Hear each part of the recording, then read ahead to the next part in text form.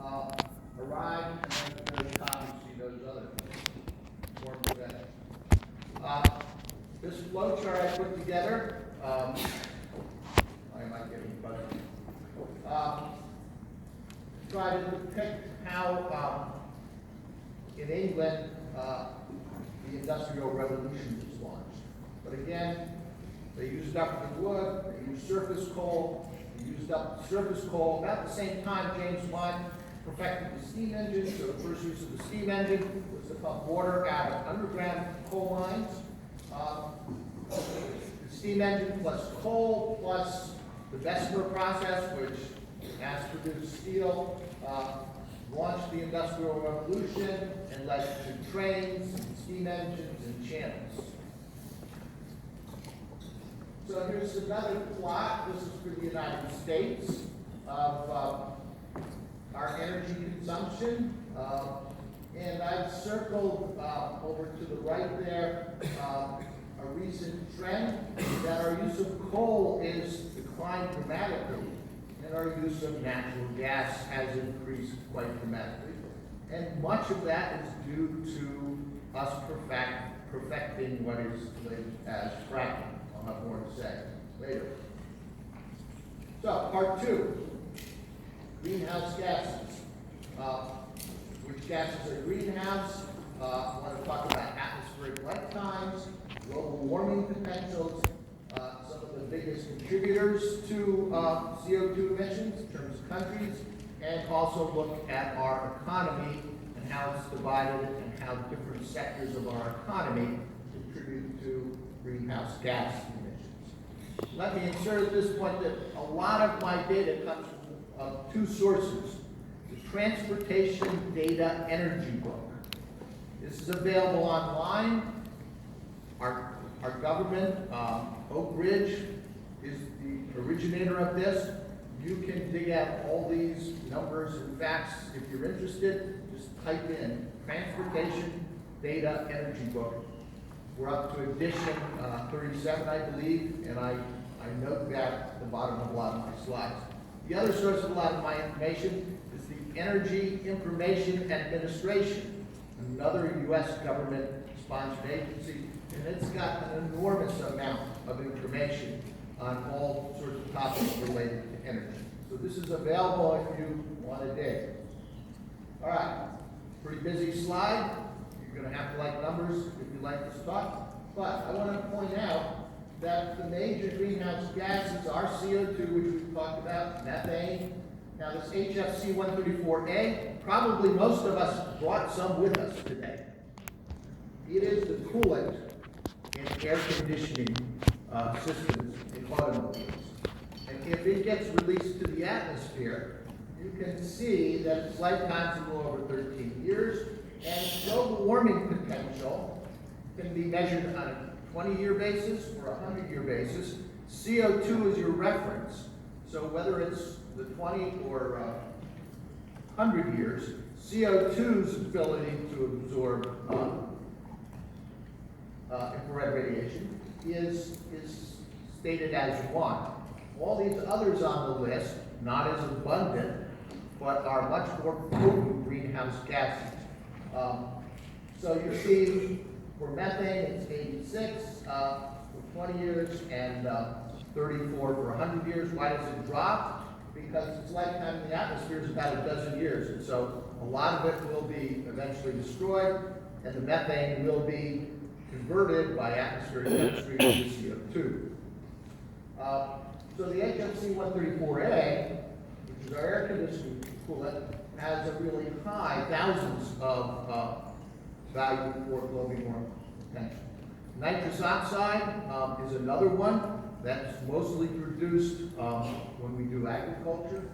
And this hexafluoromethane is a byproduct of primary aluminum production. So when we make aluminum from bauxite, there's a little bit of this CF4 that escapes, not a lot, but it has an enormous lifetime, and it is in the 4,000 to 7,000 range for global warming potential. This data came out of the Transportation Data Energy Book.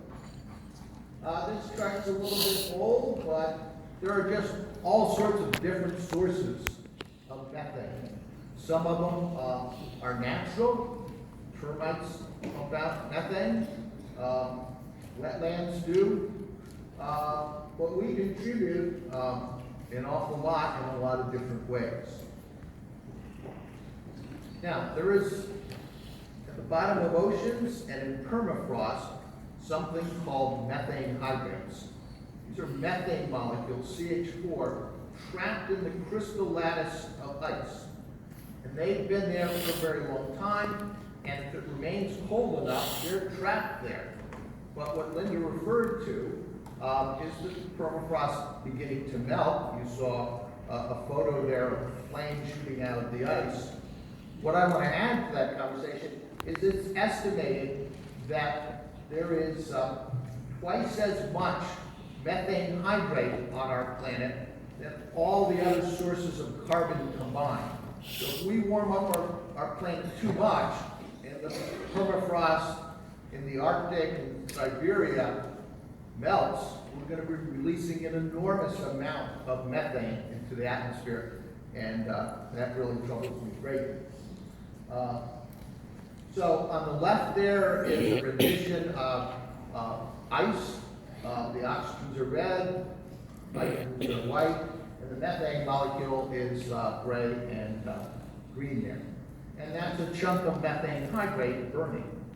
As it melts, the methane that's trapped is released. You put a flame to that and it burns. So it's like burning ice. All right, so carbon dioxide emissions measured in million metric tons. I'm comparing here the US to China and the world as a whole. We're only going back to 1990 here. And in 1990, we were contributing 23% of the total CO2 on the planet. And China was about half that value. And then the bottom row is the world total. By 2005, the US and China were pretty much even, each contributing in the neighborhood of 20% each. And then in 2018, the most recent set of data, look at China. They pulled ahead of us. They're almost 30% of the total contribution. They burn an enormous amount of coal.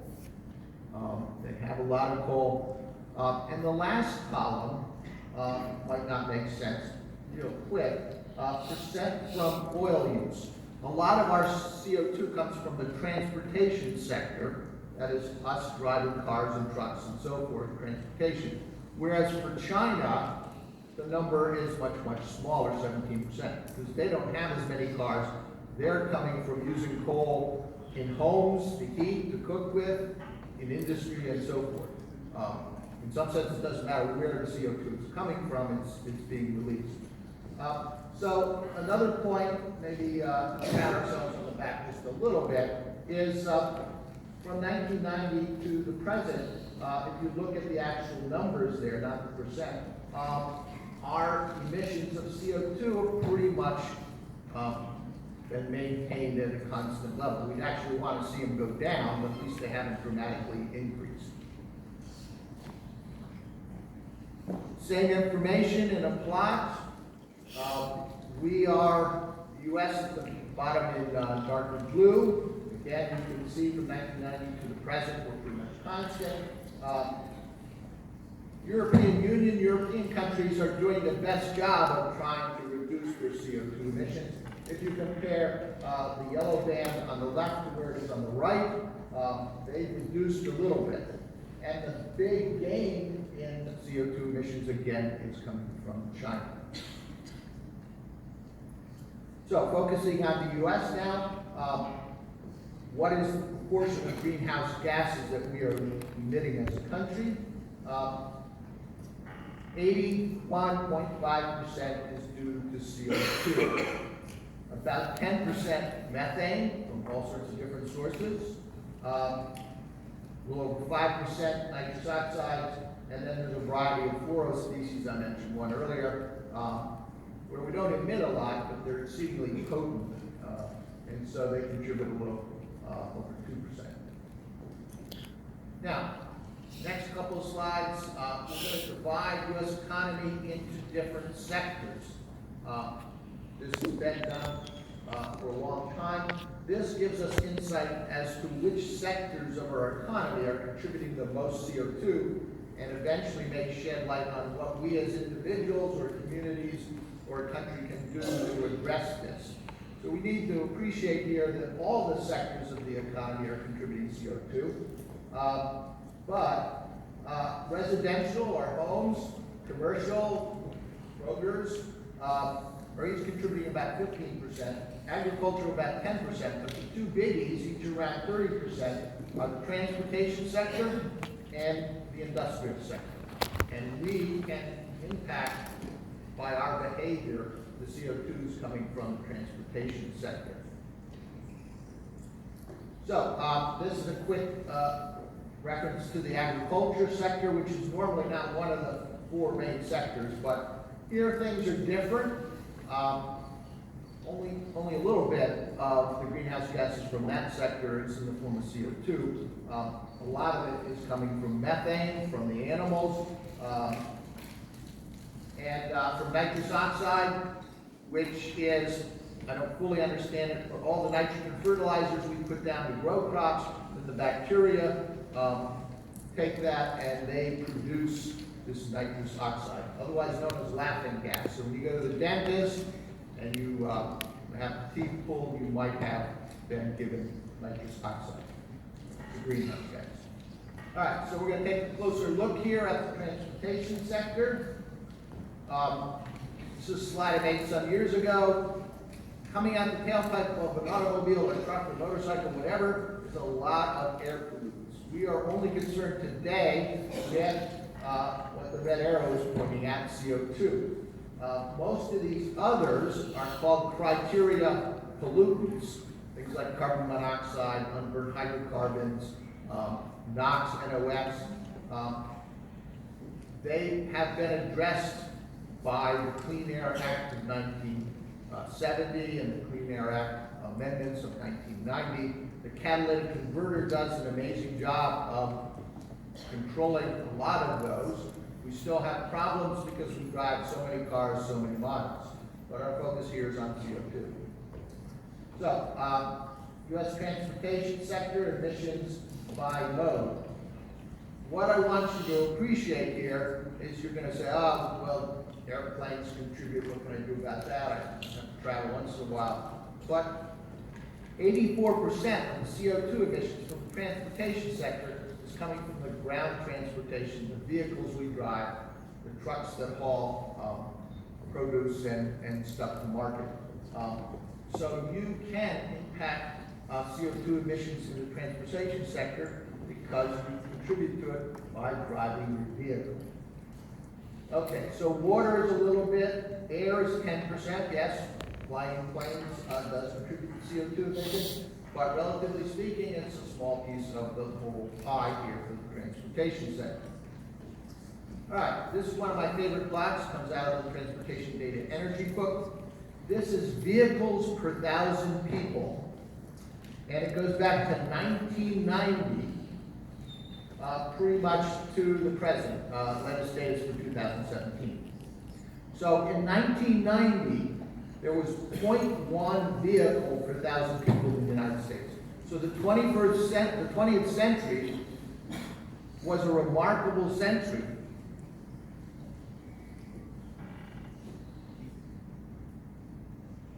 What do you say? The 20th century, 1900. 2017 was a remarkable change in our behavior. Before that, we used horses. So where are we now? We are at the top. Latest data shows that there are 831 vehicles per 1,000 people in the U.S. We lead the world in the number of vehicles per 1,000 people. Where's Canada? around 669. Whereas Mexico, around 330. Now there's a little box there in the left-hand corner that says, see next page. So that's what the next slide is. Because we can't fit some of the other countries in, we can't see them very well. So this is an expansion just of that little sector on the bottom. All right, so there it is. We're still going. Now we're going from 1900 to 1930. Where is China? China's way behind us, only 156. Where's India at 36? But what I ask people is note the little blue ovals. Where was China 10 years before 2017 and 2007? They went from 30 vehicles to 156 vehicles. They're climbing rapidly in the production and use of automobiles. Where are they going to be by 2050? Where are we going to get the fuel? And how much CO2 is that going to produce? So this is an enormous challenge for us on this planet because we can modify our behavior, but we've got these other countries out there.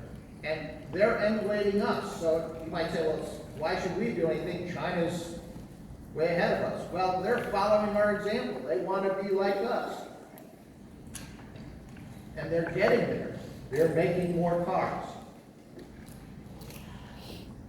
All right, here's more on vehicles. 1970, about the time I got a license to drive, the vehicles on the road, that individuals would drive, families would drive, 82% were cars, and only 11% were SUVs, pickups, and vans.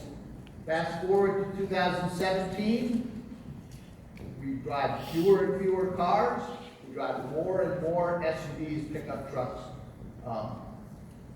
and vans. How many of us came here today in a pickup truck, an SUV, or a van?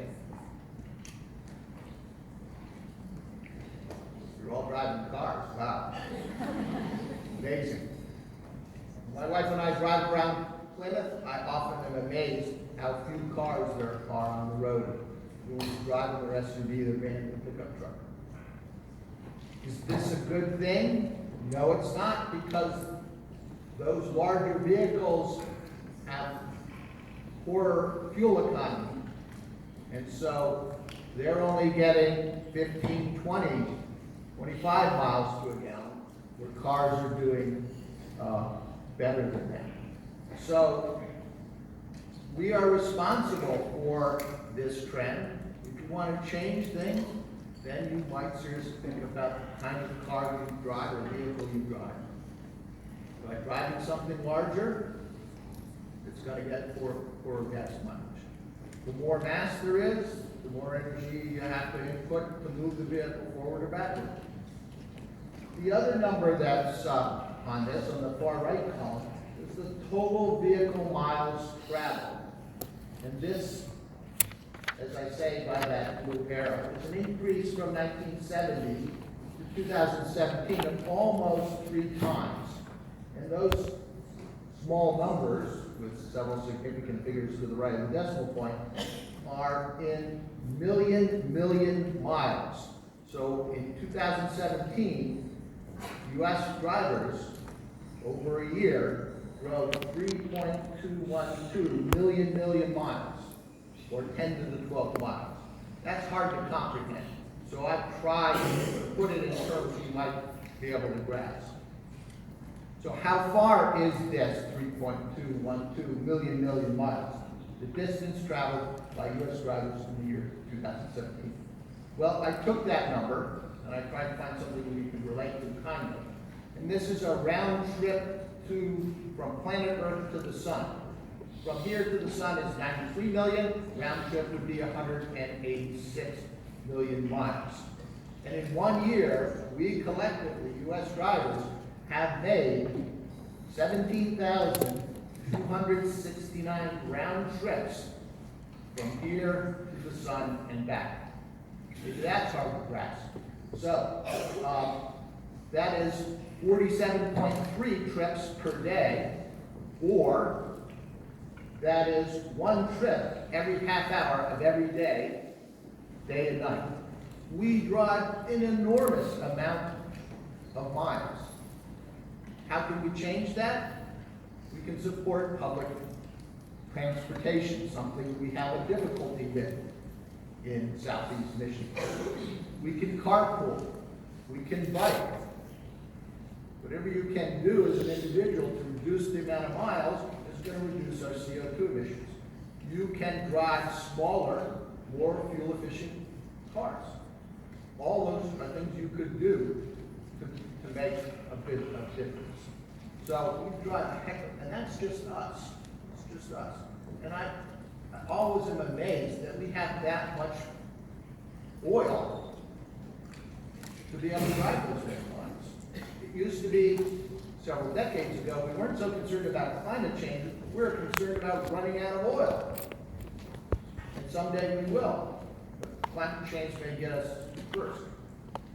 All right. Back, when was it? 2009, November issue, page 29. I found this little blurb that says as follows: the average American car gets nearly 21 miles per gallon and emits about 1 pound of CO2 per gallon. So, next week, I'm going to have my students in my chemistry class do this calculation and verify this. So when I read that, I said, that's a lot of CO2. Is that really true? So there's how I calculate it. I won't walk it through you, but I agree with it now. I did the calculation. I come up with an answer of 0.97. So another way to look at your travel is if your car is getting about 21 miles per gallon, every mile you drive, you're pumping out a pound of CO2.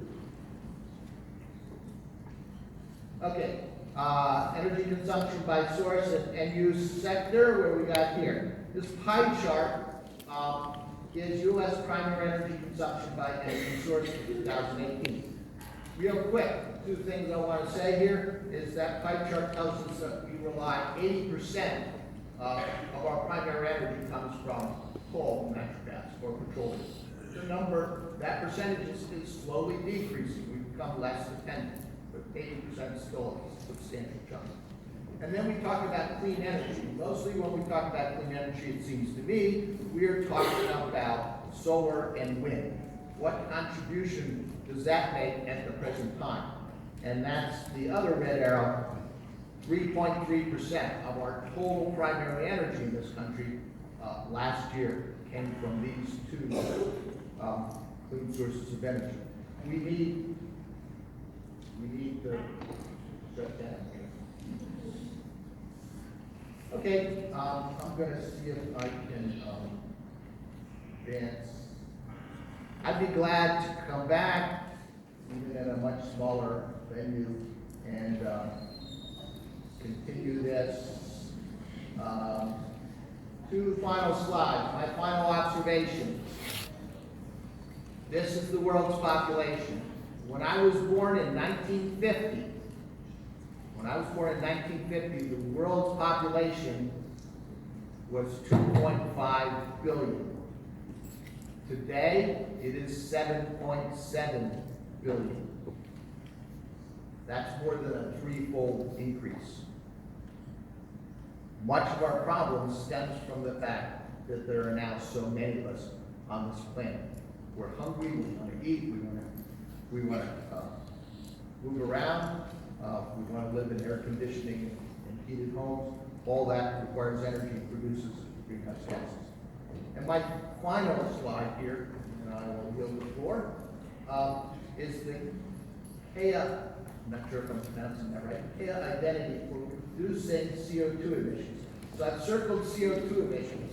There are 4 terms in this equation.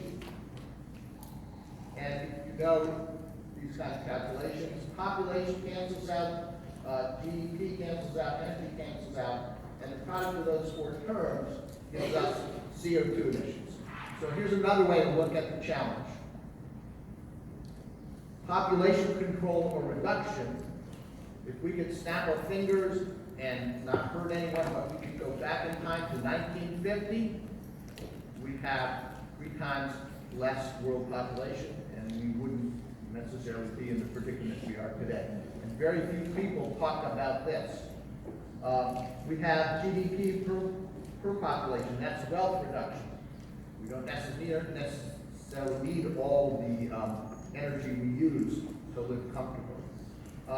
There's energy efficiency, which we've made gains on and we'll need to work on some more. And there's using energy, kinds of energy that doesn't produce so much CO2. But the product of those four terms are essentially human activities involve us. And this is a way to think about how you might want to reduce your CO2 emissions. Thank you for your attention.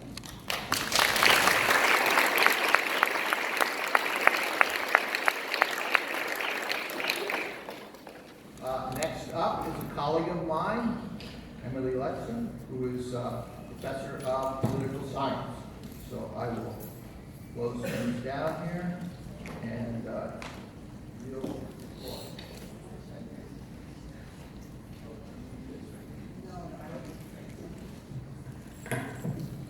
Hello. Can you all hear me up in the back?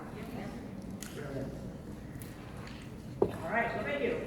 Dr. Emily Luxon, I'm from the University of Michigan Dearborn, assistant professor of political science. And I teach classes there in environmental politics, food politics, and policy. So if you ever come and want to learn more about this, come take some classes with me. I want to talk today about political activism and political action around climate change.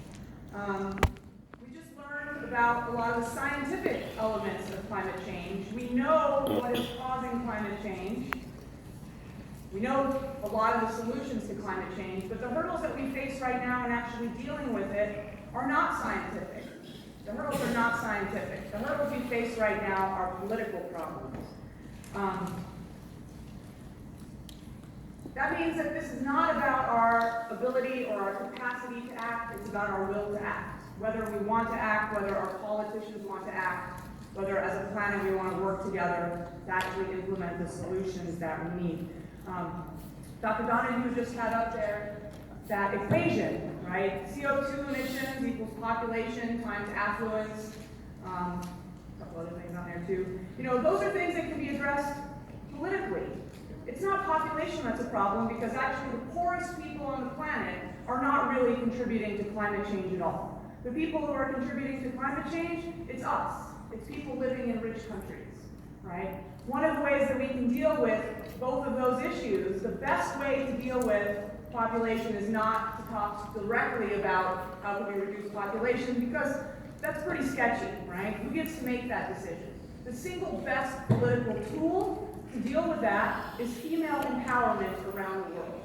Policies that give people, women, access to birth control and give them education is the number one thing that we can do to help us deal with the number of people on the planet without having to talk about the number of people on the planet.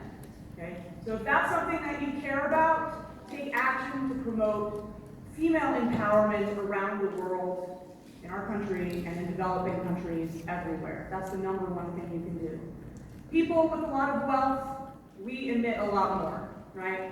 We have cars, we have air conditioning, we eat a lot more meat. That's true of all affluent countries around the world and affluent people in poor countries. One of the best things that you can do about that is hold up a sign. What you can do about that is to think about how to deal with inequality, right? Redistribution is one of the best ways that you can deal with that, both within countries and across countries. So I want to throw that out there as some of our key political elements. I also want to point out that individual behavioral changes are fantastic, right? Most of us drove here today, I assume. Some of us drove SUVs, some of us drove cars. If you drive less, that is good for the planet. If you eat less meat, that is good for the planet, right? But those individual choices, independent of our societal choices and our politics and our policies, are not going to do it, and they're also unfair. It's unfair to demand that individuals take all the actions when they may not be able to, right? What does it mean for us to live in a community that doesn't have good public transportation, right? So I say to you, hey, if you want to do good things for the planet, you need to drive less. But what does that mean if there's no bus, if there's no train, if there's no light rail, if there's no subway? You can't get where you need to go. The only way that we can do public transportation is through political action. We need policy that has societal impact. People can drive less if we give them options that allow them to leave their cars behind. Same thing goes for, you should buy better appliances, make your washing machine more efficient or something, right? Well, what does it mean to have a more efficient washing machine if you rent and you don't get to decide what kind of appliance you have, right? So housing policies have an effect on that. Same thing for food. Be great, everyone should eat less meat, and when you do eat meat, make it grass-fed. But can you afford that? Maybe not. Is there grass-fed meat available in your neighborhood? Probably not, right? It's hard to find these things. Those are societal decisions. Those are political decisions that make it possible for people to have those kinds of access. What this means, I should also add, your individual choices can have an effect, right? You decide, I'm going to do things that, burn coal or whatever. But if we make all of those decisions as individuals and we shift things through the markets, there's nothing there that helps people who are harmed by these changes. We need to stop burning coal, right? But it's true, if we stop burning coal, all the people who work in the coal sector are going to lose their jobs. Who's going to help them transition? That has to be a policy. So what this means is that all of the solutions that we really need, right, all of the hurdles we need to face, we need to overcome political hurdles, and we need societal and collective solutions. That means political action and collective action. So how do we work together? All of the major societal changes that we need to make are going to require people acting together and working together to demand those changes. Now, whenever you make big societal changes, you can think back through all of the big societal changes that we've had on the planet. There are people who have vested interests in that. It's not easy to make societal changes. There are people who want to keep things the way it is. They do better when the world stays the way it is. But there are lots of people who will do better if we change the world.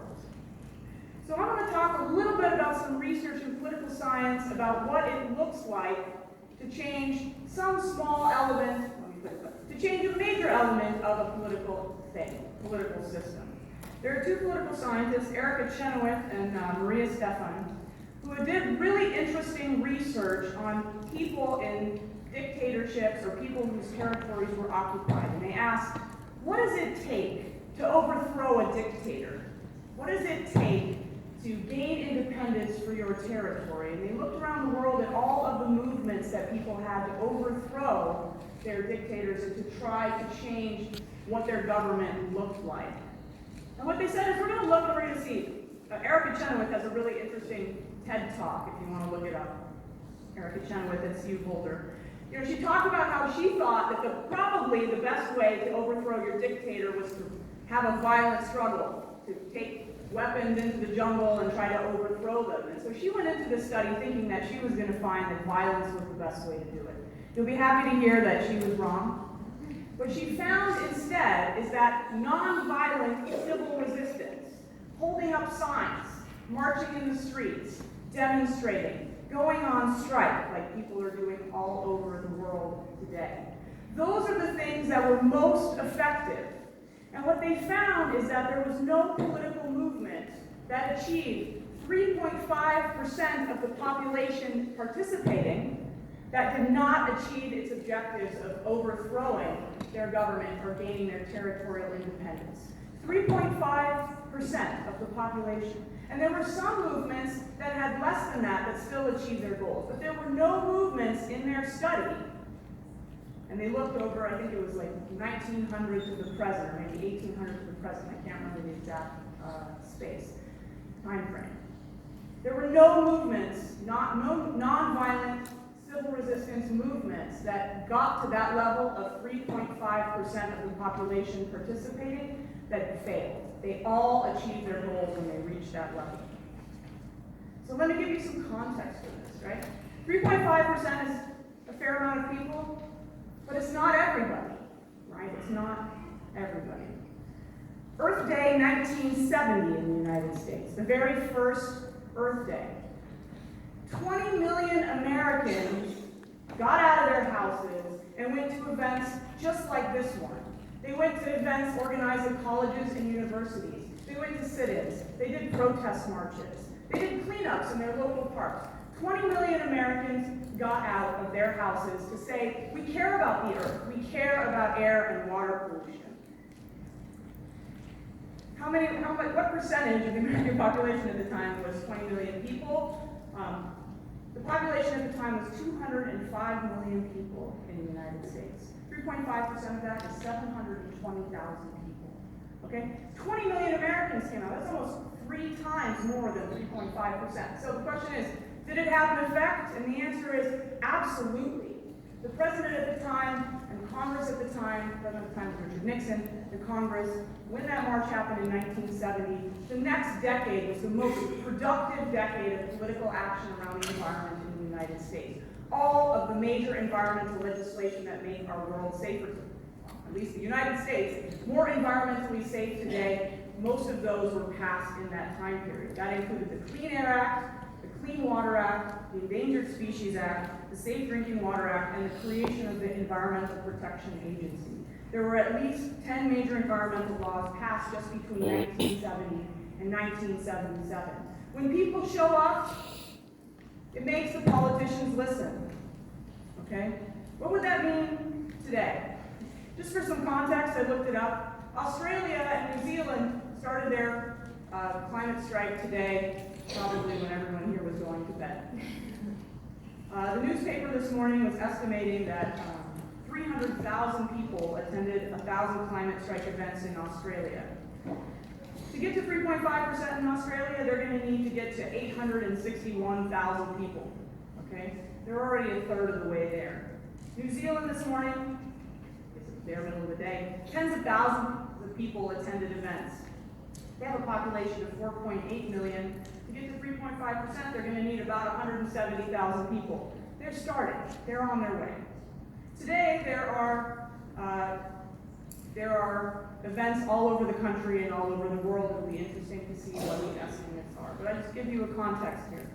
We have about 330 million people who live in the United States today. 3.5% of that is less than 12 million people. Okay? But of course, the way our politics work in the United States, it doesn't really matter if the bare majority actually shows up to do something. We need to do things in our Senate districts and our House districts. The population of Michigan is 10 million. That means 350,000 people. Can 350,000 people in Michigan show up to convince our senators to take action on environmental policy? The average House district in the United States is 750,000 people. 3.5% of that is about 26,000 people. Can we get 26,000 people in every House district to show up? It's a lot of people, but it's not impossible. I should say, just Wednesday, there's a coalition of 10,000 U.S. farmers that endorsed the Green New Deal. Today, we're having the largest climate strike in U.S. history. Workers from businesses around the country are not showing up to work. Students are not showing up at school for this. You guys are all here. Thank you. Here's a quote from Margaret Mead. Margaret Mead, an anthropologist, she said something to the effect of, "Never doubt that a small group of